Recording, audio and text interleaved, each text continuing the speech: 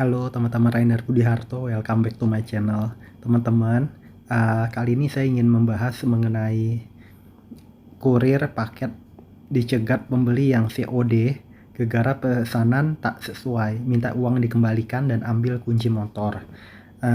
Berita ini saya ambil dari inilah-bandung.com. Jadi kurir paket itu dicegat pembeli yang COD karena merasa pesanannya itu nggak sesuai. Kalau COD itu barang diserahkan, uang diberikan kan, gitu. Jadi kurir ini udah nyerahin, udah terima uang juga dari pembeli itu. Nah, bagaimana kalau misalkan uang itu yang udah dikasih diminta lagi? Itu kan saya ingat itu kalau kurir itu biasanya harus ini, mungkin biar dia nggak lupa, dia harus settle barang aja langsung gitu. Uang barang telah diterima pembeli, uang telah diterima juga oleh kurir. Nah, kita nggak tahu nih kalau di berita ini dia sudah menyelesaikan pembayaran atau belum, sudah menyelesaikan status pengiriman atau belum. Itu masalah pertama. Kemudian ada masalah-masalah lain banyak pasti. Kemudian dia ada target, kelihatannya mungkin dia ada target atau enggak, setidaknya dia ada tugas untuk mengantar. Kalau dia nggak menyelesaikan ini pengantaran, bisa juga dia itu nggak dapat, mungkin ada fee, ada biaya ya, ada uang yang telah dikeluarkan. Mungkin dia dihitung dari pendapatan, juga dihitung dari jumlah konsumen yang diantar. Kemudian ada biaya transport, biaya BBM.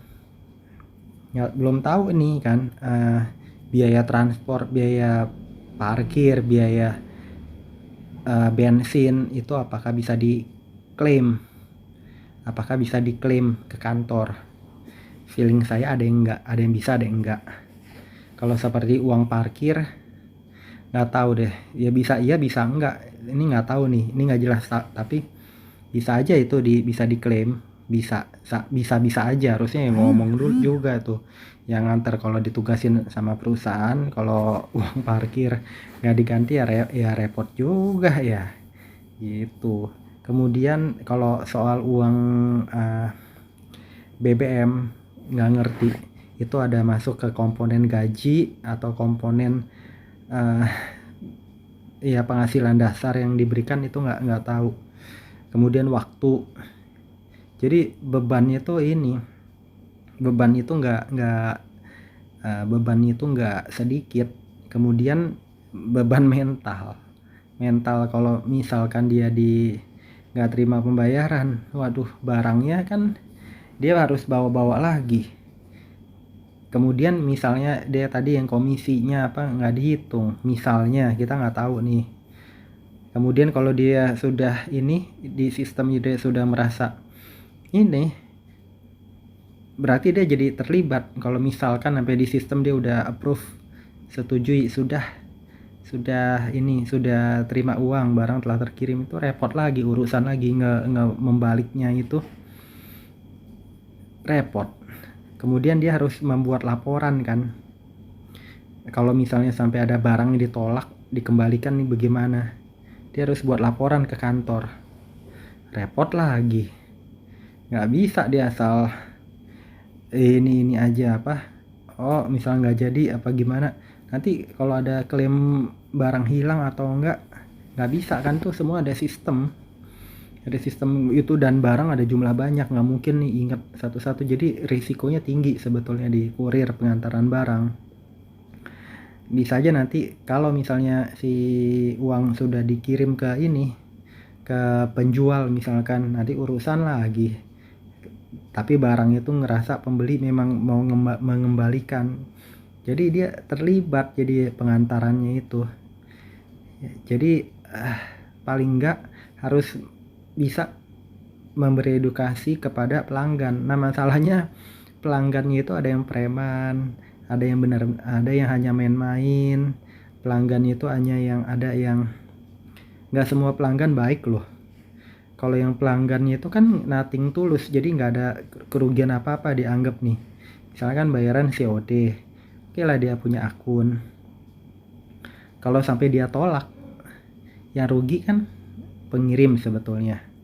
Dia sudah wrapping barang, ngerapin barang, ngebungkus barang. Kemudian dari kurir, insentifnya mungkin nggak dihitung, membuang biaya transport, parkir, waktu, jam kerja, tenaga, belum beban mental lagi, belum prosesnya untuk pengembalian bagaimana gitu. Kecuali nih di sistem jelas nih, di sistemnya sudah jelas ya, penyelenggara sistem juga jelas, misalkan si ininya penerimanya mau kooperatif, oke pengembalian barang, tapi bagaimana melalui prosedurnya itu pengembalian barangnya dia inian ke sistem, kita kembalikan karena barang tidak sesuai. Dia jadi orang bilang unboxing itu di video, memvideokan, membuat video unboxing, yang kita pesan ini, yang dikirim ini gitu. Kalau caranya premanisme ya merugikan. Nah, makanya mungkin harus bisa diberikan edukasi, ya memang menyita waktu, tapi mungkin dari kurir harus, ya bebannya juga banyak, memang kurir juga nggak ada waktu juga untuk yang lama-lama. Mendingan antara pembeli sama kurirnya juga, kalau ya pembelinya mungkin berkeras begitu, ya harus pembelinya itu memvideokan, di upload ke situ. Atau enggak kalau sampai pembelinya gimana, sampai kayak gimana ya nggak ngerti, harus di depan pembeli harus ngomong, ini kita harus videokan karena ini kan bukan kesalahan saya sebagai kurir juga, jadi harus kerja sama. Kalau enggak saya juga jadi beban, dipikir saya merobek, saya bagaimana. Dan harus memberi edukasi. Oke lah, misal kejadian gitu dia nggak mau disalahkan kan, bebannya itu bukan di kurir, jadi meminta atau membuat video kepada penerimanya itu, ya harus berani makanya bahwa ini barang yang membuka ini adalah pembeli, bukan kurir. Jadi kurir mengantar secara baik. Kalau itu nggak jelas semua, takutnya bebannya ke kurir, takutnya beban ke perusahaan, dan perusahaan akan menimpakan kesalahan kepada yang mengantar. Jadi risikonya tinggi di kurir, harus tegas banget, harus hati-hati, barang nggak boleh hilang, barang nggak boleh ada masalah. Kalau ada komplain dari customer harus diselesaikan secara baik kayak gitu. Jadi ada viral video kurir paket dicegat oleh pembeli yang memesan paket melalui cash on delivery di media sosial. Dalam video yang diunggah di Instagram @memo_medsos, kurir paket tersebut diberhentikan oleh pembeli COD karena merasa pesanannya tak sesuai. Pada video itu, kurir paket telah menjelaskan kepada pembeli COD itu bahwa tugasnya hanya mengantarkan barang.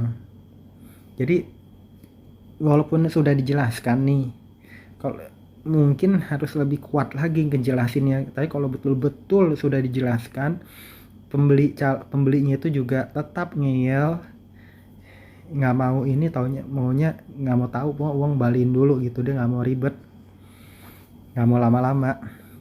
Ya udah kurir mungkin harus ngalah. Pokoknya orang yang normal, yang sehat, harus ngalah, yang sehat harus membuatkan video mungkin bahwa barang dibuka oleh pembeli tidak mau menerima, harus ada pembelinya tuh lebih jelas videonya. Di video yang membuka adalah pembeli ya, gitu aja. Ya udah, mau nggak mau uang kembaliin kali, daripada ribut. Nah kalau misalnya dia sudah klik pesanan telah terkirim, ya udah dia harus selesaikan ke kantor dengan bukti yang ada, misal video kayak gitu. Namun si pembeli tidak terima dan minta uangnya untuk dikembalikan. Di video tersebut terlihat paket yang diterima oleh pembeli yang membayar COD itu telah dalam keadaan terbuka. Kurir pun menjelaskan bahwa jika tidak sesuai harus dikembalikan pada penjual. Kami cuma mengantar, kalau itu tinggal komplain ke toko, ujar kurir paket tersebut. Masalahnya konsumen itu kan nggak mau ngerasa dibodohin juga. Dia berpikir uang dia sudah bayar untuk barang yang dia anggap tidak sesuai. Dia tahu nih dia bakal ribet mungkin nantinya. Dia nggak mau ribet. Logikanya kan uang sudah diserahkan, nanti proses pengembaliannya lagi gimana COD? Apa dia harus ke kantornya? Apa dia harus komplain bagaimana gitu kan? Sistemnya bagaimana? Karena kalau barang telah diterima, sistemnya itu jadi uangnya ketahan di kurir. Nah, kurir ini pihak ketiga. Pihak keduanya itu adalah keempat kali kurir. Pihak perantaranya itu si marketplace-nya itu kan jadi repot. Uang itu di mana? Nah, masalahnya lagi nih berhubungan dengan uang pengantaran. Dan mungkin kurirnya ini adalah kurir dari marketplace. Kalau sistem COD itu seperti itu, dia mungkin itu kurirnya dari marketplace juga, jadi langsung satu korporasi gitu misalnya. Kalau misalnya pakai kurir dari ekspedisi lain yang nggak kerjasama dengan marketplace-nya, itu lebih repot lagi dan belum tentu mau memang sistemnya berjalan. Jadi harus pilih sistem kurir yang bisa bayar COD dan bekerja sama antara kurir dengan marketplace kayak gitu. Jadi seolah-olah marketplace itu diwakili oleh kurir tersebut. Nah, repot gak tuh? Itu jadi orang nggak, mungkin pembeli juga nggak mau pusing itu. Ya udah dia bilang gini ya gini, ya gimana ya kalau nggak bisa dikasih penjelasan, harus buat video. Kalau ada apa-apa ya harus ke pihak berwajib juga, memang ke kepolisian yang penengahnya. Keadaan gini nggak sesuainya apa tunjukin, cuman kan memang buang waktu. Jadi ya harus ada pengertian deh. Kalau misalnya sampai orang ini banget, yang waras ngalah ya, buat video dilaporkan, bikin kronologi, bikin berita acara, ya udah harus ngoceh. Cuman ya memang membuang waktu dan buang energi, tenaga, pikiran kayak gitu. Meski telah dijelaskan, pria yang memakai sweater hijau itu langsung bereaksi dengan mengambil kunci motor kurir dan maksa agar uang COD-nya dikembalikan. Baju hijau ya, sweater hijau itu yang ini nih. Nah, ini sweater hijau. Nah lo gitu. Belum diketahui peristiwa tersebut. Tapi unggahan itu telah ramai mendapat komentar netizen. Tak sedikit yang berpendapat agar sistem COD dihapuskan. Jadi dibilang udah paling benar gak ada sistem COD daripada ribut-ribut. Kalau udah di uangnya perantara dalam sistem di ini kan beda. Kalau COD kan tunai. Mungkin memang ada biaya ke kurir, tapi nggak tahu juga ya. Bisa aja di kurirnya itu nggak ada biaya, nggak ada fee lagi. Jadi itu udah fasilitas mungkin. Kalau sampai itu fasilitas ya udah. Kalau misalnya ada keadaan gini ya udah, itu risiko, harus pemberesin kayak gitu. Hapus saja fitur COD. Ada orang lain yang bilang masih banyak manusia pemikiran purba di sekeliling kita. Taunya itu sistem pasar, padahal kan ini sistem online yang harus pengertian, harus ngeklik gitu juga di sistem. Pembatalan alasannya apa, videonya apa kayak gitu, karena prosedural kan orang juga nggak mau dirugi, nanti penjualnya juga kapok ngejual lewat marketplace tersebut, pada pergi juga kalau mengizinkan COD tapi nggak ada pertanggungjawaban jelas kenapa barangnya dikembalikan, kenapa ada masalah seperti ini, melibatkan banyak pihak deh. Ya kurir memang begitu, harus ribet, harus keras tapi benar, gitu aja. Ya udah, semoga pada bijaksana aja deh orang-orang. Teman-teman jangan lupa subscribe, like, share, komen. Sampai jumpa di video-video saya berikutnya. Bye bye teman-teman.